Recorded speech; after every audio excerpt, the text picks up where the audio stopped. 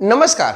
સમજાવવાની જવાબદારી મારી અને જો તમને સમજાઈ જાય તો શેર કરવાની જવાબદારી તમારી. ખૂબ જ દિલથી સ્વાગત કરું છું પેસિવ વોઇસ માટે, એ પણ ચાલુ વર્તમાન કાળમાં. અને એમાં પણ આજે આપણે શીખીશું ઇઝનો ઉપયોગ, બીંગનો ઉપયોગ.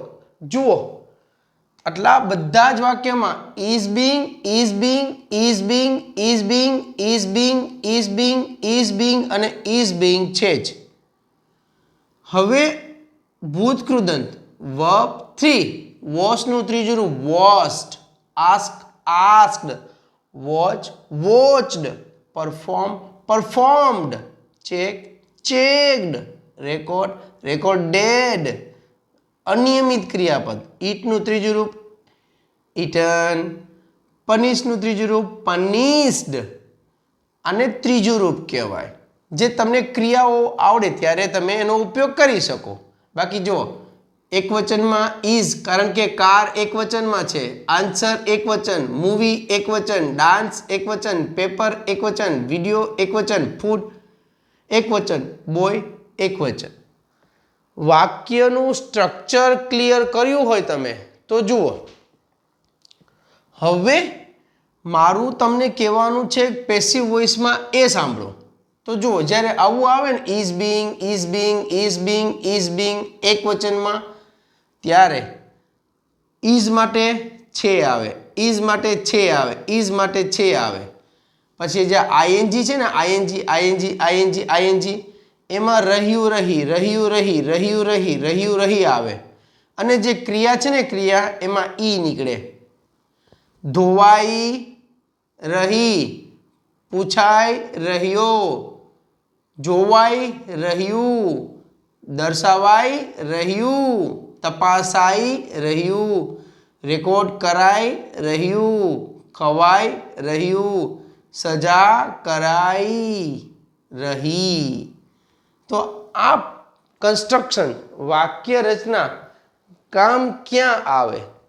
તો જે પહેલો શબ્દ છે ને, car, answer, movie, dance, paper, આ એવા શબ્દ છે જે પોતે આ ક્રિયા નથી કરી શકતા. કાર પોતાને ધોવાનું કામ ન કરી શકે ત્યારે પેસિવ વોઇસ. સાંભળજો હો, પેસિવ વોઇસ એટલે શું? તો પ્રથમ શબ્દ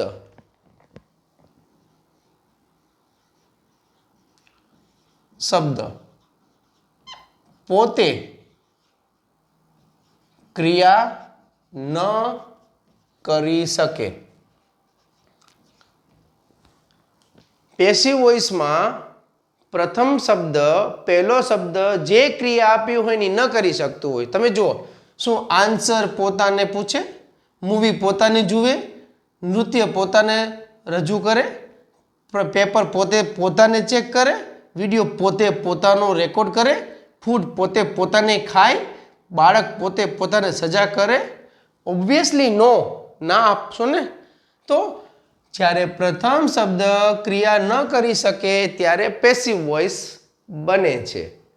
અને હવે ઇઝ એટલે વર્તમાન કાળ.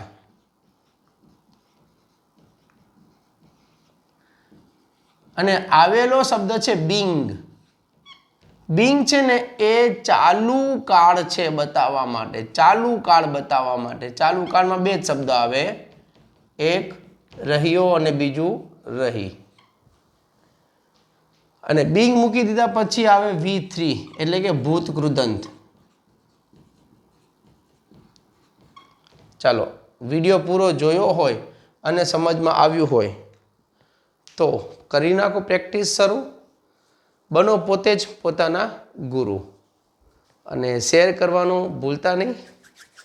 વાક્યોમાં કંઈ કન્ફ્યુઝન હોય તો કોમેન્ટ સેક્શનમાં મેસેજ કરી દેજો. Thank you. જય હિન્દ.